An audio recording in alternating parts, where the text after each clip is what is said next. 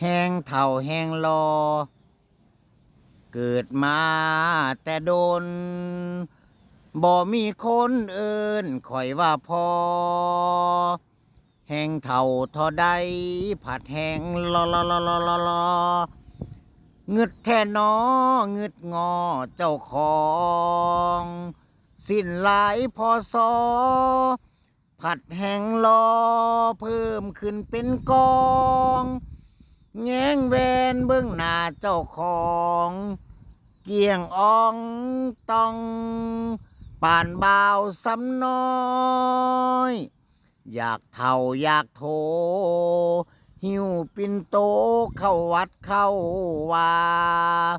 แต่ก็จนปัญญาผู้สาวโทรหาเบิดมือจนจอยกินยาอย่างน้อลดความรอลงไว้จักหน่อยผู้บ่าวสำใยสำหน่อยบอกว่าถอยสิดซ้ายไปเลยผู้สาวเอิ้นอายคืออยากอายเจ้าของดีล่ะเอิ้นปูก็ได้อยู่นาเอิ้นตาก็ได้ลาเอ้ยบ่เครียดบ่คมสมเท่าเว้าอย่างเปิดเผยมันนักขี่กระเดียมจังเลย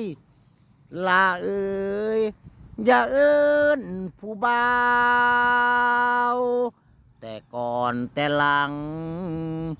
เป็นอีหยังมันจังบ่รอ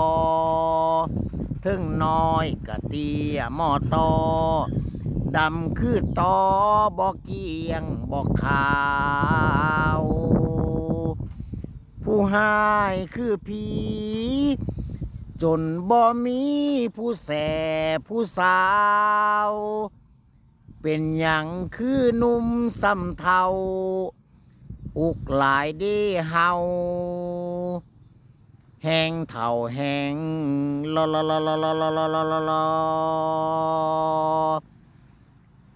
อุกหลายเด้เฮาแห้งเฒ่าแห้งลอ